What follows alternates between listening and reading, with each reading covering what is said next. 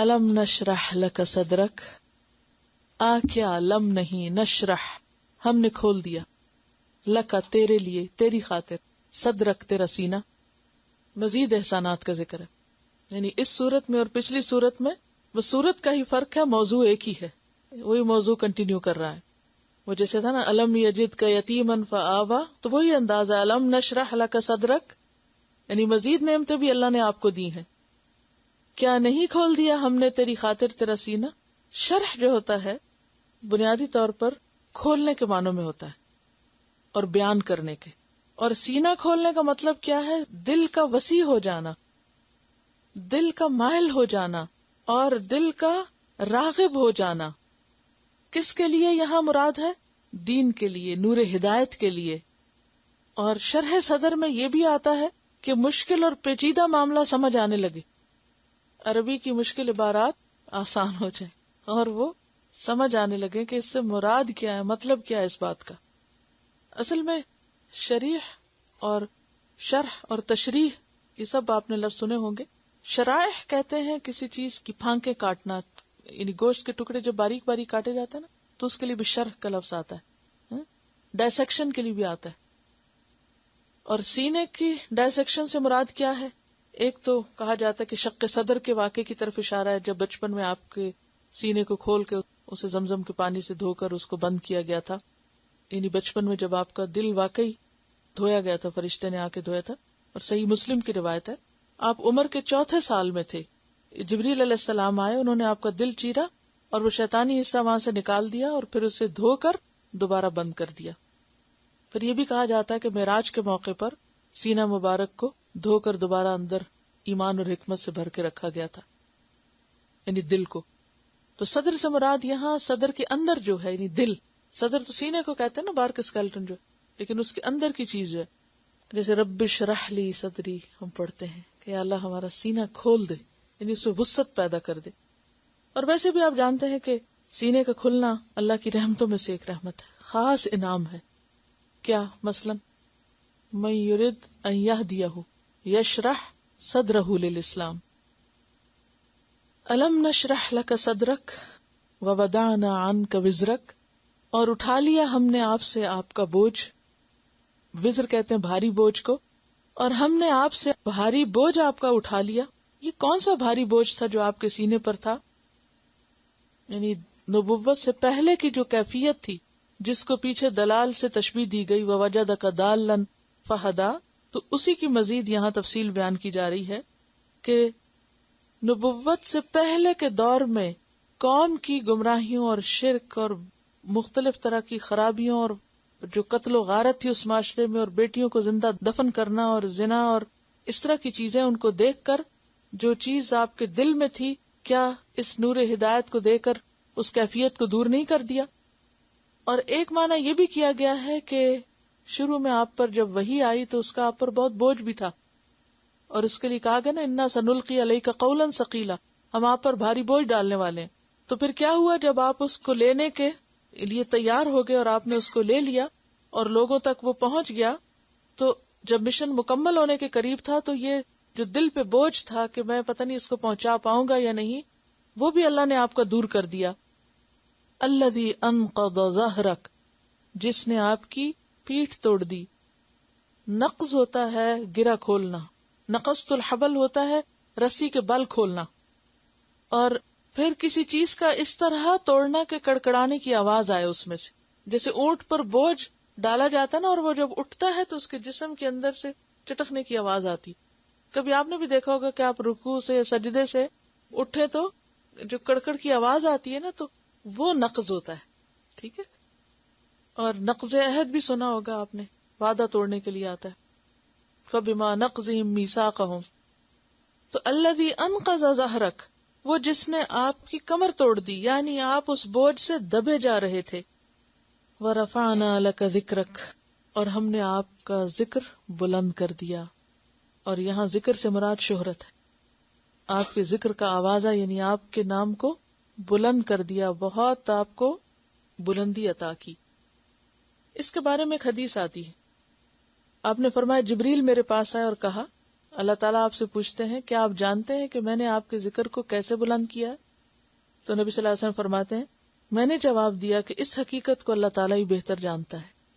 تو انہوں نے کہا کہ اللہ تعالیٰ فرماتا ہے کہ آپ کے رفع ذکر کی کیفیت یہ ہے کہ جہاں میرا ذکر کیا جائے وہاں آپ کا بھی ذکر میرے ساتھ کیا جائے گا. اور یہ وجہ کہ اذان میں اشہد ان لا الہ الا اللہ کے ساتھ اشہد ان محمد الرسول اللہ بھی ہوتا ہے. اور وہ انٹرسٹنگ بات جو کسی نے کی تھی آپ نے بھی سنی ہوگی پہلے کہ جیسے فار ایسٹ میں جب فجر کی اذان ہوتی ہے سورج نکلتا ہے تو پھر اس کے تھوڑی دیر کے بعد یعنی جو سورج آگے آتا جاتا ہے تو یعنی وہ زمین کے اوپر گلوب کے اوپر فجر کی اذان کی جگہ وہ بھی بدلتی جاتی ہے. یعنی ایک منٹ کے فرق سے. اور جہاں جہاں مسجدیں مثلا پہلے اگر انڈونیشیا میں ہے تو پھر آگے آ کے ملائیشیا میں اور پھر اس کے بعد برما میں, بنگلہ دیش میں, پاکستان میں, پھر اس سے آگے نکلتے نکلتے اور بائی دا ٹائم موراکو تک پہنچتا ہے. اور یہ سارا مسلم ایریا ہے جہاں مسجدیں ہیں خوب, اور اب تو اس سے بھی آگے آ گئی ہیں مسجدیں بہت سے. تو بائی دا ٹائم موراکو میں فجر کا وقت ہوتا ہے تو جہاں سے آغاز ہوا تھا وہاں زور کا وقت شروع ہو جاتا ہے, وہ ایک اور سرکل شروع ہو جاتا ہے. وہ ابھی پورا نہیں ہوتا تو اگلا سرکل شروع ہو جاتا ہے, وہ پورا نہیں ہوتا تو اگلا سرکل شروع ہو جاتا ہے. تو تھرو آؤٹ دا ٹائم یعنی کہ گلوب کے اوپر اشہد ان لا الہ الا اللہ کے ساتھ اشہد ان محمد رسول اللہ یعنی ذکر آپ کا نام بلند ہوتا رہتا ہے. یعنی رفع نہ بلند. تو لاؤڈ سپیکر اب تو ہو گئے ہیں, صرف ویسے بھی نہیں. اور پھر یہ ہے کہ درود شریف نماز کے اندر ہر نماز میں ہمیں درود شریف پڑھنا ہوتا ہے. یعنی یہ تو دو لازمی چیزیں ہیں نا. اور اس کے علاوہ جمعے کے دن خاص طور پر درود شریف کا پڑھنا, اور ویسے بھی آپ کا ذکر وَرَفَعْنَا لَكَ ذِكْرَكَ. لیکن یہ سب کیسے ہوا؟ فَإِنَّ مَعَ الْعُسْرِ يُسْرًا. بس بے شک تنگی کے ساتھ آسانی بھی ہے. ان مع العسر یسرا, بے شک تنگی کے ساتھ آسانی ہے. یعنی اگر ابتدا میں عسر ہے تو بعد میں یسر بھی ہے. اگر ابھی مشکل ہے تو پھر آسانی بھی ہو جائے گی. اور یہاں پر آپ دیکھیں کہ 2 دفعہ عسر آیا اور 2 دفعہ یسر آیا, لیکن عسر کو ال کے ساتھ لکھا گیا اور یسر کو نکرہ لکھا گیا. اب یہاں زبان کا ایک زبردست قاعدہ ہے کہ معرفہ کی تکرار جب ہوتی ہے تو اس سے مراد ایک ہی چیز ہوتی ہے, اور جب نکرہ کی تکرار ہوتی ہے تو دونوں کے معنی الگ ہوتے ہیں. تو یسر 2 دفعہ ہے, عسر 1 دفعہ ہے. نہیں سمجھ آئے؟ یعنی عسر کا لفظ ویسے تو 2 دفعہ ہے لیکن معرفہ آیا. تو معرفہ کی تکرار اگر کسی کلام میں ہوتی ہے, یعنی 1 دفعہ معرفہ اور پھر معرفہ کے ساتھ آتا ہے, تو وہ دونوں ایک ہی چیزیں ہوتی ہیں. Single, it will be considered as one thing. لیکن نکرہ جب آتا ہے, نکرہ کی جب تکرار آتی ہے تو 2 ہوتے ہیں, یعنی الگ الگ ہوتے ہیں. ٹھیک ہے, تو یعنی یسر دگنی ہے, عسر 1 ہے. یعنی عسر جو ہے, مشکل جو ہے وہ 1 گنا ہے زندگی میں, یسر دگنی. اور یہ اگر دیکھا جائے عام حالات میں بھی تو ہم زیادہ تر صحت مند ہوتے ہیں, کبھی کبھی بار بیمار ہو جاتے ہیں. اسی طرح زیادہ تر ہم یعنی اچھے حال میں ہوتے ہیں عام روزمرہ زندگی میں بھی. یعنی سارا دن تو ہم بھوکے نہیں ہوتے, کسی وقت بھوکے ہوتے ہیں, پھر کھا لیتے. پھر اسی طرح باقی چیزوں میں بھی آسانیاں ہمارے لیے زیادہ ہیں مشکلات کی نسبت. لیکن یہاں تو خاص نبی صلی اللہ علیہ وسلم سے خطاب کیا جا رہا ہے کہ فَإِنَّ مَعَ الْعُسْرِ يُسْرًا, إِنَّ مَعَ الْعُسْرِ يُسْرًا. اگرچہ آپ کو بہت مشکل پیش آ رہی ہے لیکن یاد رکھیے کہ دنیا میں بھی آسانی ہو جائے گی, اور دوسری آسانی آخرت میں.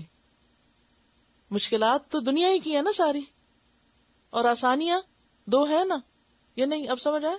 عسر 1 ہے, یعنی ایک ہی کام کر رہے ہیں لیکن اس کا فائدہ دنیا میں بھی ہوگا اور آخرت میں بھی ہوگا.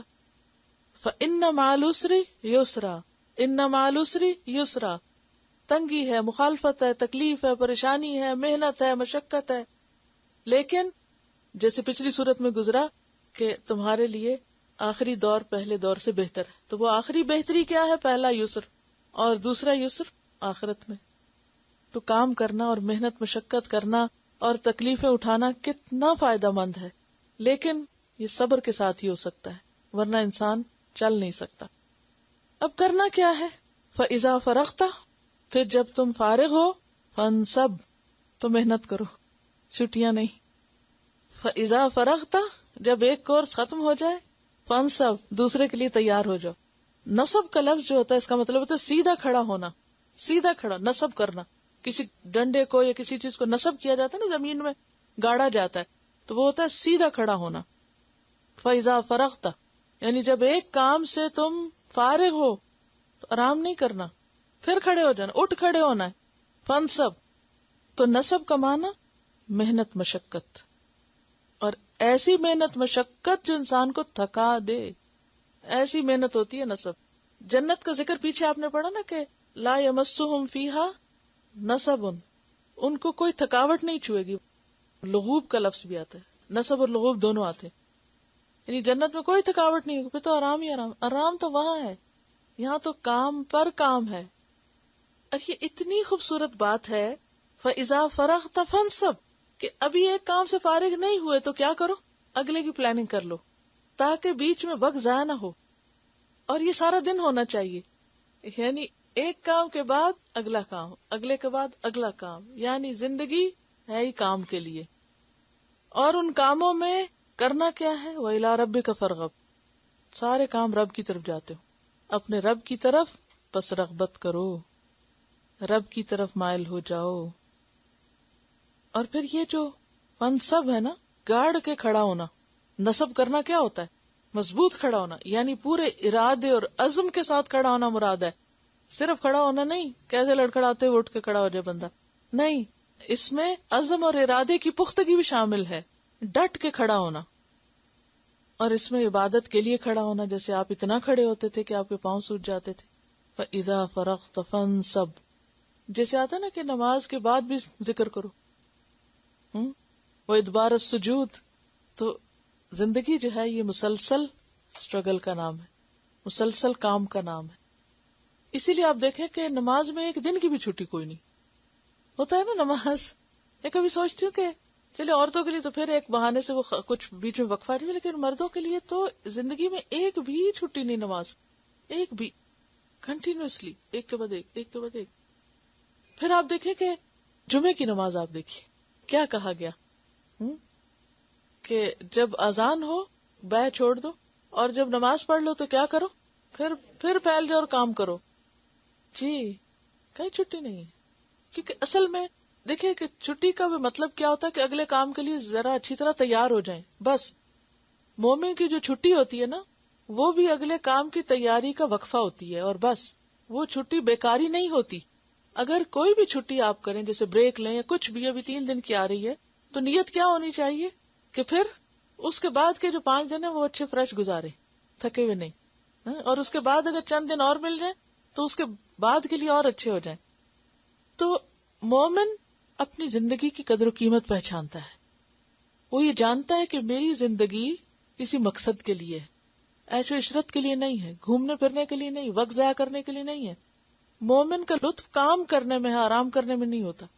اور وہ آرام کس لیے کرتا ہے، مزید کام کرنے کے لیے. وَجَعَلْنَا نَوْمَكُمْ سُبَاتًا، وہ نوم نیند اس لیے لیتا تاکہ وہ سباتا کے ذریعے مزید کام کر سکے. وَإِذَا فَرَغْتَ فَانْصَبْ نصب کا مطلب ہوتا ہے گڑ جانا، یعنی فکس کر دینا، کسی چیز کو ٹھوک کے کھڑا کر دینا، یہ نصب ہوتا ہے. فَإِذَا فَرَغْتَ فَانْصَبْ یعنی جب ایک کام سے تم فارغ ہو تو اگلے کام پہ ڈٹ جاؤ، جیسے اردو میں کہتے ہیں نا، ڈٹ جاؤ اور جم جاؤ اور استقامت اختیار کرو. کیونکہ اگر فراغت میں انسان اپنے آپ کو ڈھیل دے دے تو کیا ہوتا ہے، کیے ہوئے پہ پانی پھر جاتا ہے، کیا نہ کیا بھی برابر ہو جاتا ہے، بھول جاتا ہے. اوکے، سبحانک اللہم و بحمدک نشہد ان لا الہ الا انت نستغفرک و نتوب الیک. السلام علیکم و رحمۃ اللہ وبرکاتہ. فللہ الحمد رب السماوات ورب الارض رب العالمین وله الكبریاء فی السماوات والارض وهو العزیز الحکیم. فللہ الحمد رب السماوات ورب الارض رب العالمین وله الكبرياء في السماوات